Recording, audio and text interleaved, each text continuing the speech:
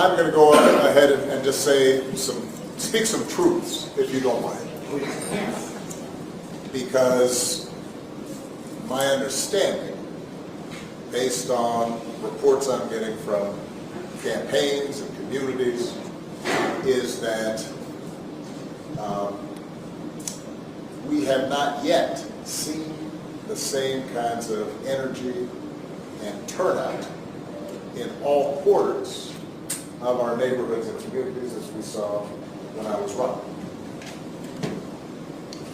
Now, I also want to say that that seems to be more pronounced with the brothers. So if you don't mind, just for a second, I'm going to speak to y'all directly and say that Barack Hussein Obama, the first so-called black president, said that the quote-unquote brothers are not supporting Kamala Harris as they did for him. This got me thinking. There is a 90% chance that these brothers would have called me a coon, a time, or a sellout because I didn't think like them. However, I digress. Now check it. In the late 1990s, Obama completed 2 questionnaires.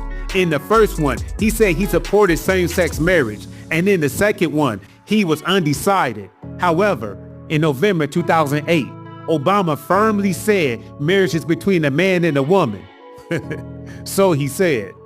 In June 2011, at a Next Roots Nation conference, Obama White House Communications Director Dan Pfeiffer was asked about the questionnaires.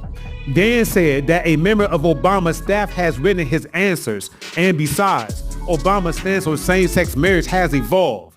4 years later, the Supreme Court ruled same-sex marriage legal in all 50 states, and President Obama said, quote-unquote, a victory for America. Now, let's add a little context.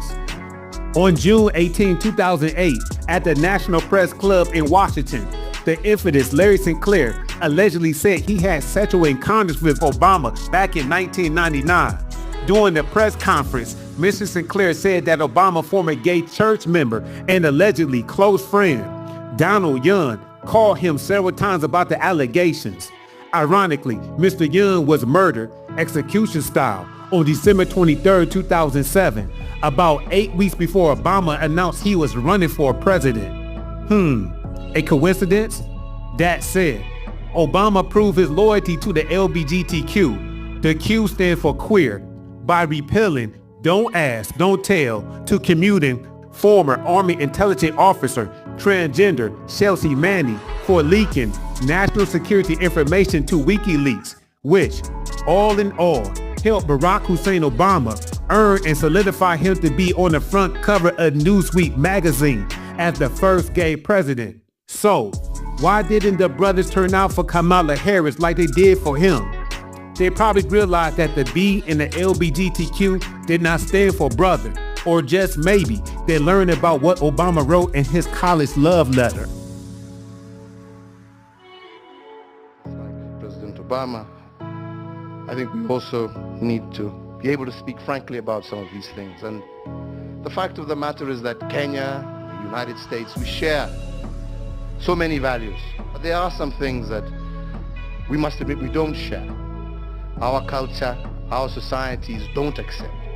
It's very difficult for us to be able to impose on people that which they themselves do not accept.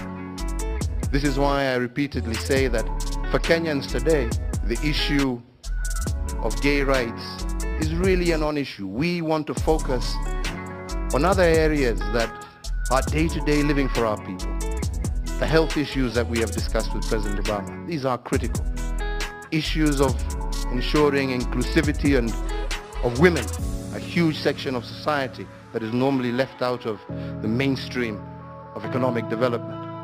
What we can do in terms of infrastructure, what we can do in terms of education, in terms of our roads, in terms of giving our people power, encouraging entrepreneurship. These are the key focuses. Maybe once, like you have, overcome some of these challenges, we can begin to look at new ones.